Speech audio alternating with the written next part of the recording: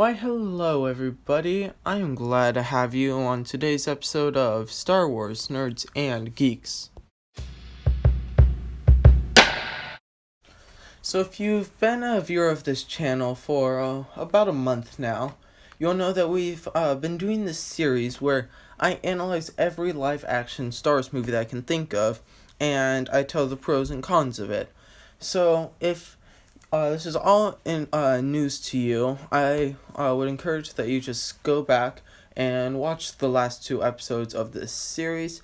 Because in this episode I'm gonna build off of ideas that I had in the last episode. Alright, so if you're still here, I assume that you've either watched the last two episodes, or you just don't really care and you don't want to listen to me, and that's okay. Anyways, so as you probably should know by now, today we are going to be talking about the end of the sequel trilogy, Star Wars Episode 3, Revenge of the Sith.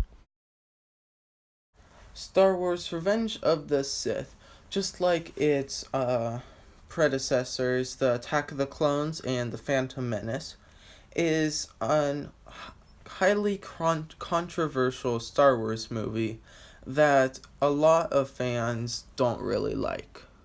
Well, I can't think of any more background to say about this movie, so let's just jump straight into the cons of Revenge of the Sith.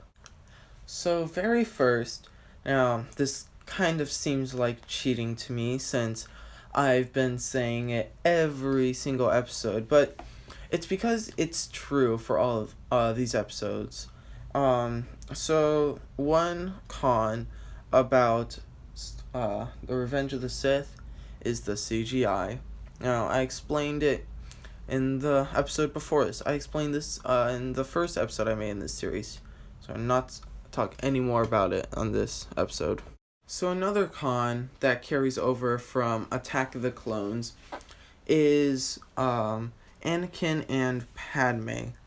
So Anakin and Padme have lots of just not really watchable lines that just don't seem realistic, and most of it was in Attack of the Clones. It's not as bad in Revenge of the Sith in my opinion, but of course it's still present and it's just as unbearable as ever.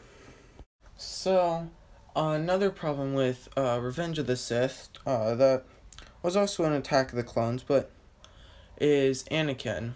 And actually, I think that people like Anakin much less in Revenge of the Sith than they did in Attack of the Clones.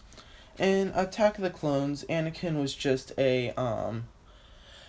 he was just a character, and he had lines that people didn't like to listen to, and they're kind of hard, that they're kind of unbearable. But then when you get to Revenge of the Sith, not only does he have these lines, but he also doesn't really live up to his potential. So he's been said to be the chosen one for the past two movies. You've just heard about him being the chosen one. Anakin's the chosen one. Yada yada yada. And in the first movie, obviously, you won't really get to see this. He's just a child. Second movie, I mean, you get to see his powers grow a little bit, but you don't really get to see much. And that's understandable because he's just a Jedi Padawan, I believe, in that movie. Or Jedi Apprentice? Yeah, I think he's a Jedi Apprentice, sorry. Anyways, but then when you get to Revenge of the Sith, he's a Jedi Knight now. There's no reason that you shouldn't be able to see him being like the ultimate Jedi with the highest midichlorian count, Obi-Wan, that's the Jedi I've ever seen higher than Yoda. He should just be crazy powerful Jedi, and yet you don't really get to see anything. Like, there's a few scenes with him that are really cool, and I'll talk about them later in the pros because I like them. But generally, he doesn't really live up to his potential as the chosen one. And then also, as we move along with Anakin's roles in the movie. As the movie progresses, he's talking to Palpatine, and Palpatine's like, the dark side is a path to many abilities that some would deem unnatural. And Anakin's just like, okay. A little bit later, Palpatine kind of convinces him to save Palpatine by killing Mace Windu, and then Anakin's like, what have I done? And then 3 seconds later, he's like, I pledge my loyalty to you, Master. And some people just don't really like how Anakin's kind of like that. He's just going from loyal Jedi to Darth Sidious's faithful apprentice, and he's just jumping back and forth, and it's kind of hard to follow. And I think that it's reasonable, because Anakin is like a torn character whose emotions are constantly flipping, and he doesn't know where he belongs. But generally, people didn't think that it was. Generally, people did not like that, and generally, people thought it was confusing. But now let's stop talking about old problems that continued over to episode 3, and let's talk about some new problems that arose in this movie. So, one problem that I personally had with Revenge of the Sith, it's a problem that bothers me just as much as Anakin and Padme in episode 2. And that's Anakin. See the pattern here? Anakin. Anyways, it's Anakin and the Chancellor. So, in Revenge of the Sith, Anakin and the Chancellor spend a lot of quality time together. A lot of the movie, it seems like half the movie to me, is just Anakin and the Chancellor walking around together and just talking. And sometimes they would be sitting they'd be sitting somewhere else. They'd a lot of times be in different sceneries, which is cool because you get to see more parts of the Star Wars universe. But when it comes down to it, it's just a big monologue that's going on from the Chancellor, and Anakin's just like, yeah. And yeah, just not that enjoyable to watch. It provided background, it was important to the plot, but it was not at all interesting to watch.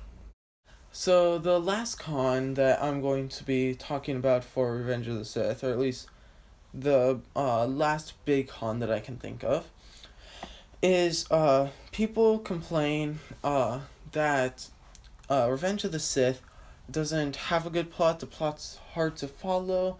That there's just characters that are just popping in, like, hey, what's up, guys? I'm suddenly here and I exist now. Like, some people I've heard say that General Grievous suddenly appeared, and people say that he's the commander of the entire Separatist army, but you've never ever heard of him.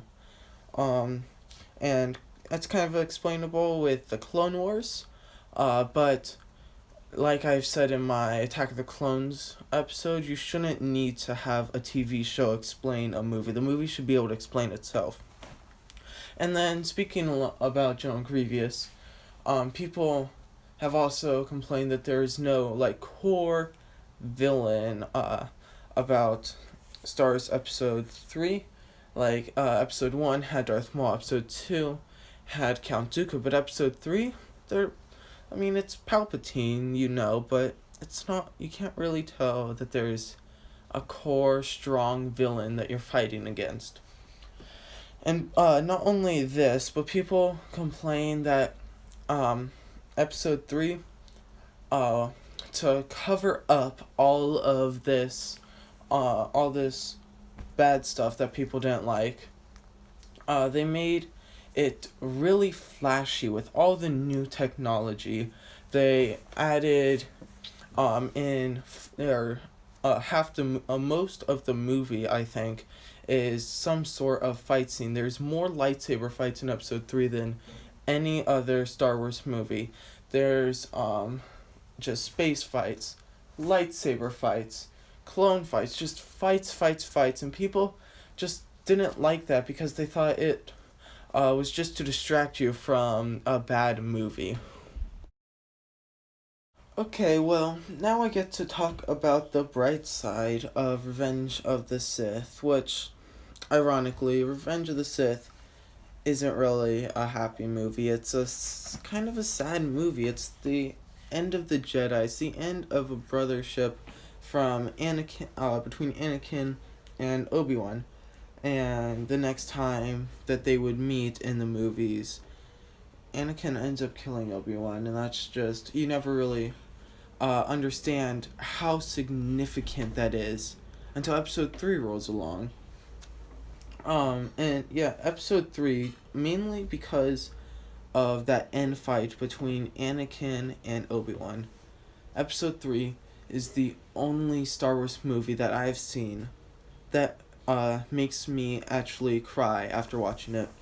Now, that may just be because of how much I've watched it, that may be because of how much background information I have on it, that may be because of the Clone Wars series I've watched, but whatever the reason, it still stirs up lots of emotions in me that I've never gotten from any other Star Wars movie, and I feel like that's important for movies to have, to be able to give you a wide variety of emotions that you feel, and it also makes Star Wars Episode 3 unique, because there are currently, keep in mind this is before Episode 9 has come out, and I've never seen it, so I don't know what that holds in store for us.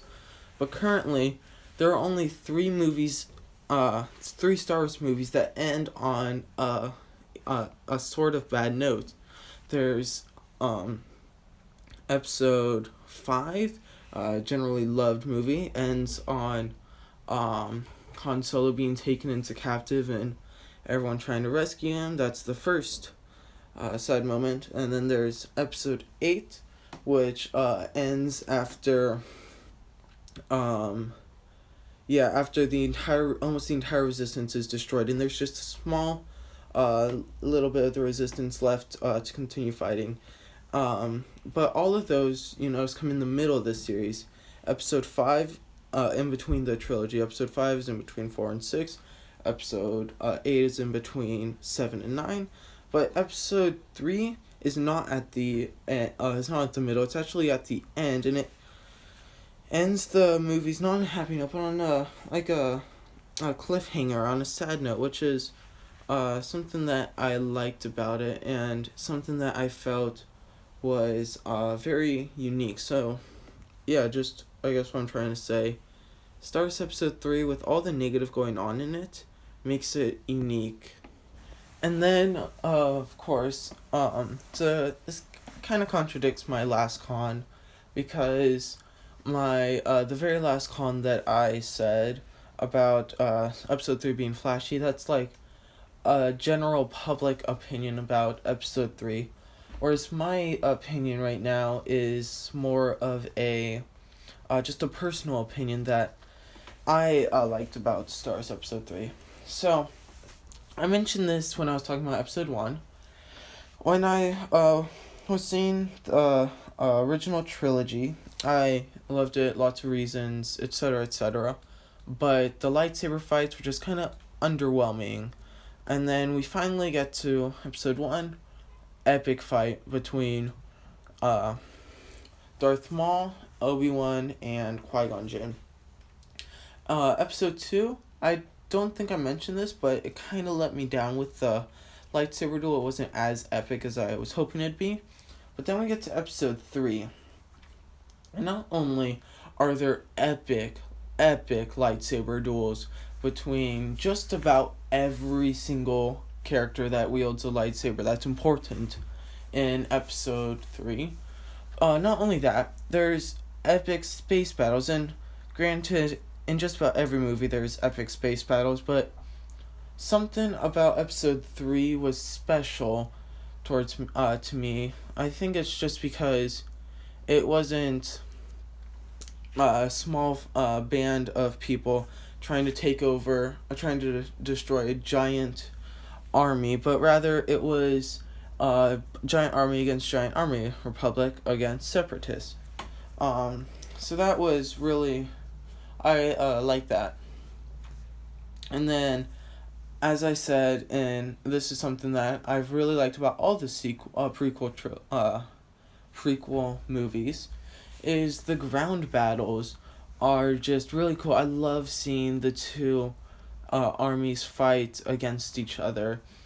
It's so visually appealing to me, and it looks super cool. Especially the first time I watched it as a kid, it just, I don't know, it just looked insane and was so cool, and made me really fall in love with Star Wars. It made me want to start looking into these battles and seeing how they worked.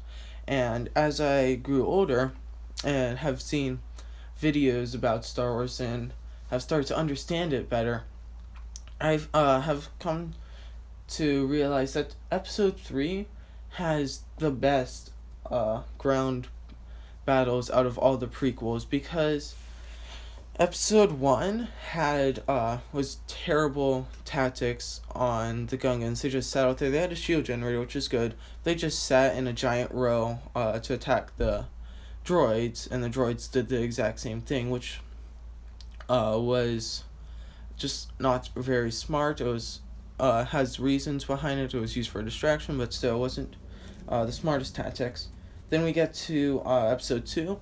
Terrible tactics. They're they're on a giant field, just running at each other. It's you don't really get to utilize the skill of a clone trooper. It's essentially a clone trooper takes out a battle droid, and then battle droid takes out that clone trooper, and essentially whoever has the most soldiers wins the fight. And that's due to, of course, the Jedi not having any military experience. But then finally in Episode 3, there was good. I don't know how. I'm not personally a military tactician. I don't know if there were good strategies or not, but I do know that it was the best strategy out of all the movies.